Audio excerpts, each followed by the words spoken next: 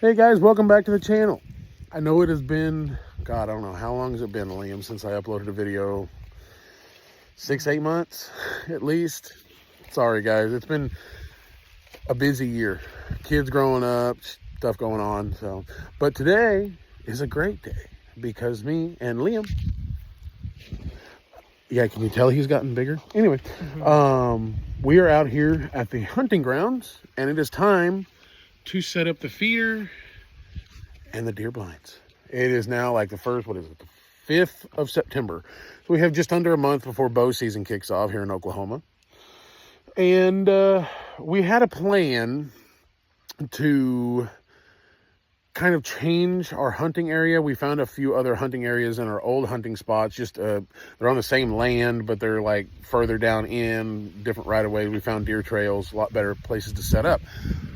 Only problem is the people that own the land that we hunt on don't brush hog it and don't cut down the grass.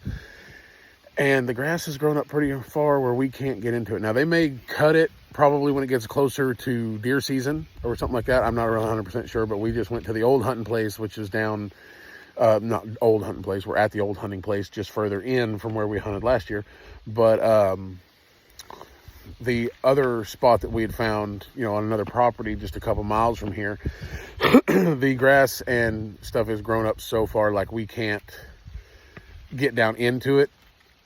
I wouldn't feel safe driving my truck, or even I would have to drag, like, in order for me to get down to it with the feeder and stuff like that, I would have to like drag the feeder and stuff like a half a mile, and I'm not doing that.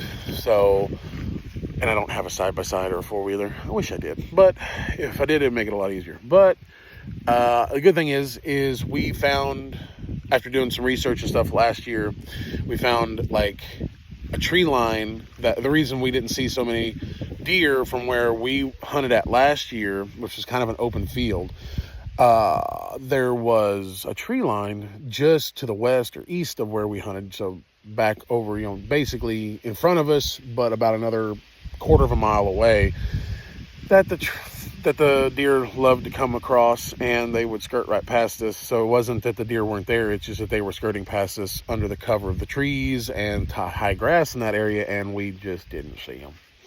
Plus, there was a hill, if you guys remember last year, you can look at the videos, there was a kind of a hill we were hunting down, like we were sitting on top of a hill hunting, my deer feeder and stuff was down at the bottom of that hill. Just over that next hill, about 300-400 yards, was that tree line so they were skirting right past us and we didn't even know it. So, and plus my other nephew, with his buddy, came out here last year, and they had set up further down where we are right now.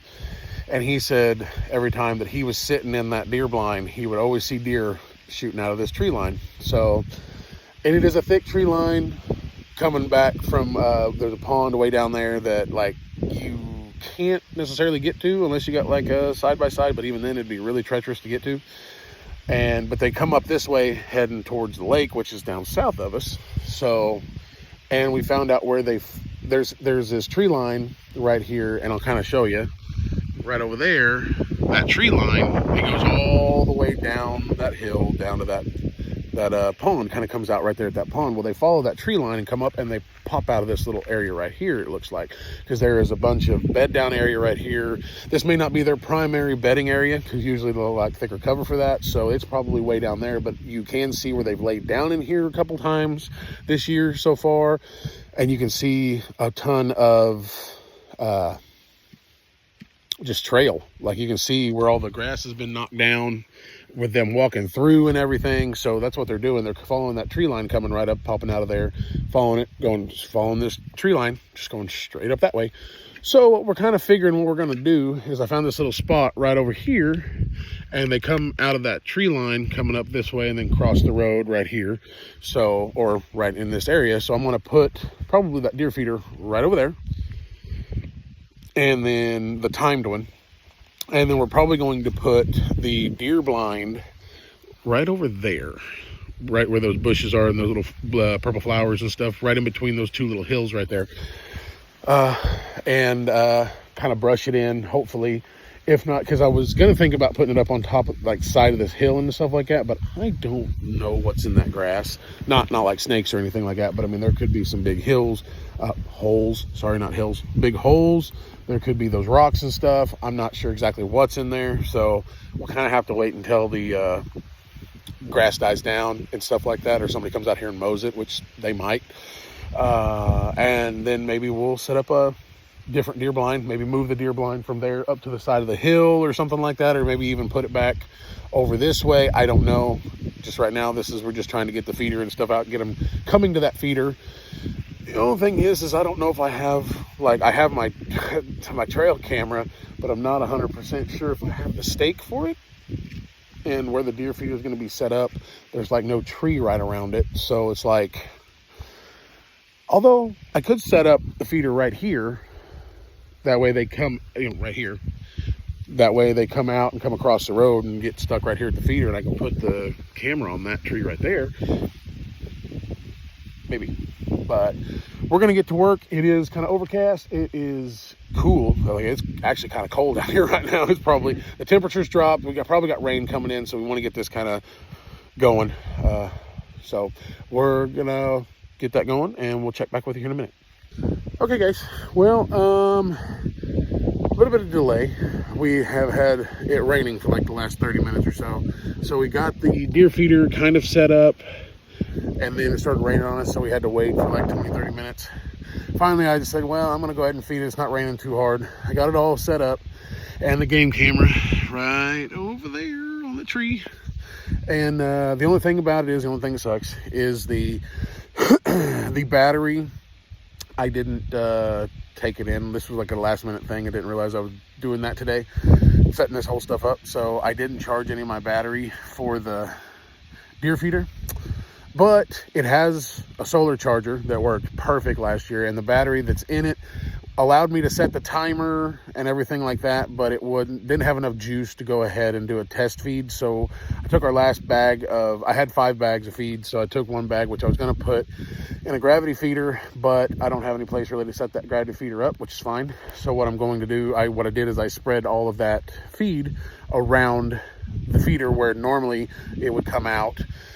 And so that way it kind of primes it. That way, hopefully, we get some sunlight later. We're supposed to, the rain's supposed to go away in like another hour. So hopefully the sun comes out, starts charging up that battery. I have it set to feed twice a day.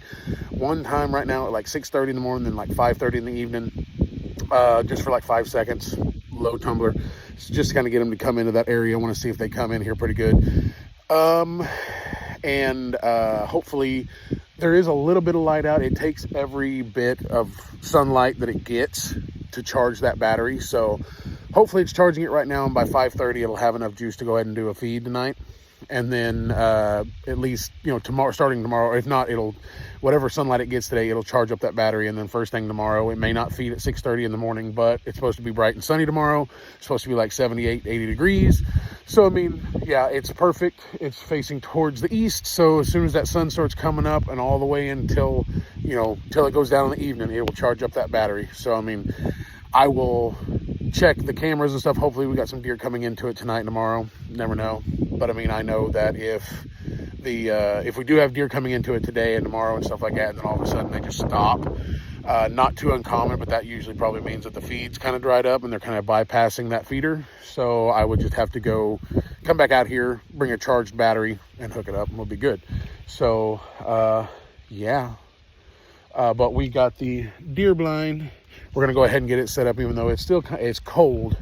The wind's blowing. It may not be as cold to Liam, but I've been out here in the rain the last 30 minutes or so, so my shirt's a little cool.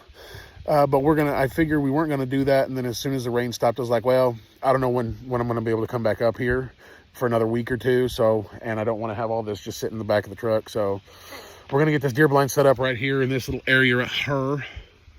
It's kind of like a little area. It looks like they bedded down here, at least gone down. I think there might be a little watering hole right there. So we're kind of set up actually perfect, because we've got feed and water.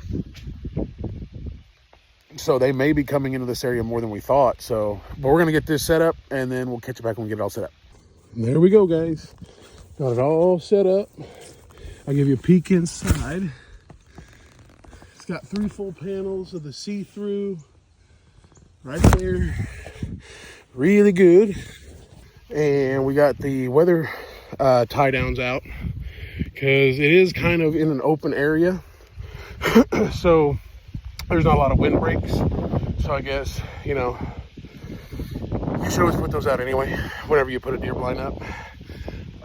They come with a deer blind. These, since I was not prepared, I had to put those in. I had to put the blind in with the stakes that come with the deer blind, and I do not usually do that. I don't like that. I actually have gone to Walmart and bought some more better tent tie down stakes, and especially for my feeder, I have those really thick, heavy duty hooks that I nail into the ground, into the feet, to make sure that it doesn't get picked up by wind and stuff. Because I don't know if you remember last year, I had that old Wild Game Innovations feeder up here on that hill, and the thing was still full. I mean, it was a 225 pound feeder, I think, or 200. I think it was a 200 pound feeder, and I had just filled it.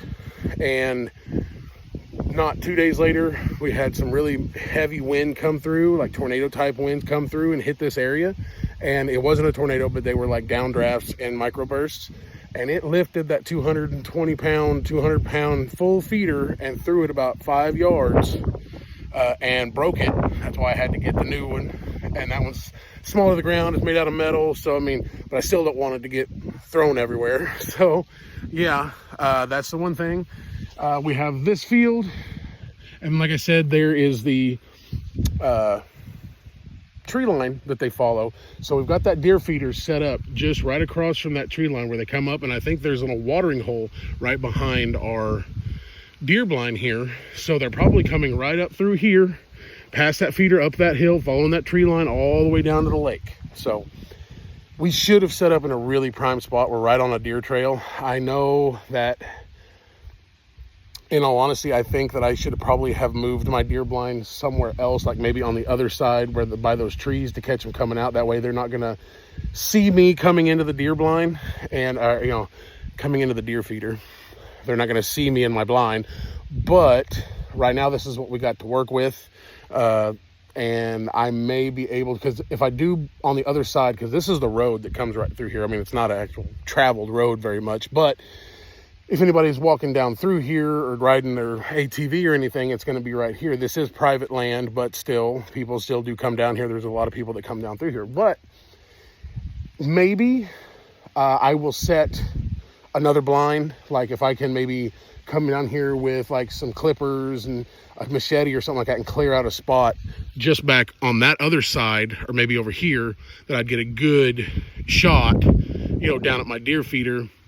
That way, when they come out of that out of the woods, they're not coming straight up here, and then I'm right here. So, I mean, that might be better. Like they're coming out this way, and then I'd be behind them. They'd be looking this way, like where my current deer blind is set up. And then, yeah, they would be looking the opposite direction instead of looking straight at me. So that's probably going to be in the works once it dries out a little bit. You know, I have at least 2 other deer blinds that I do want to set up, and hopefully I can get either the grass cut or something all the way on that other property. And we will get another feeder. I'll probably put a gravity feeder over there, maybe some mineral blocks and stuff like that. But right now, that's what we've got.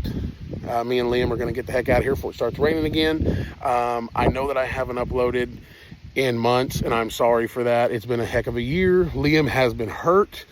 He hurt himself about 2 months ago, and he's been laid up. So, I mean, he's just now where he's actually able to come out, and he's getting excited for deer season. We're going to start practicing with our bows more. And like I said, we've got about 26 days before bow season starts, October 1st. It's coming up on us. Like I said, I will start uploading more videos, like I said, and then, you know, and continuing in the next year, I will upload more videos and stuff. I'm also thinking about starting a different channel, a little bit different, maybe spooky stories, I don't know. But it's just a whole bunch of stuff, ideas going on in my head, and I don't know which one's going to come to fruition. So anyway, if you guys like this stuff, if you guys got any tips that's another thing too. Like I'm still learning, if you can't tell, with all these properties and stuff. Like I had a buddy that was telling me about, hey, you need to set up right on the tree line. They're probably following that tree line. That's why you didn't see a whole bunch of deer last year. He said they're probably skirting that tree line, especially the bucks. And yeah, so I took his advice, set right up here. Not as ideal as I thought I was going to set up over the hill a little bit, but as thick as it is, and there's no like clear ways to get up there like there was on that other hill. Like maybe once it dies down, I might be able to set up a few more, you know. I'm probably going to set up at least 2 or 3 more deer blinds and possibly another feeder. I might get another timed feeder, not sure. But if not, I will definitely have at least 1 or 2 more gravity feeders. And I'll start putting out the Wild Game Innovations, you know, the Apple Crush, Big and J's, whatever. If you guys have any tips, tricks, anything, any advice, let me know. If you want to know anything, let me know, and I will try to answer it the best I can. I'll give you like my opinion, and if you guys have a better opinion, let me know, man. Like I said, we're all here to help each other, so I will help you as much as I can. If you have any questions, advice, tips, tricks, let me know, and we'll see you on the next video.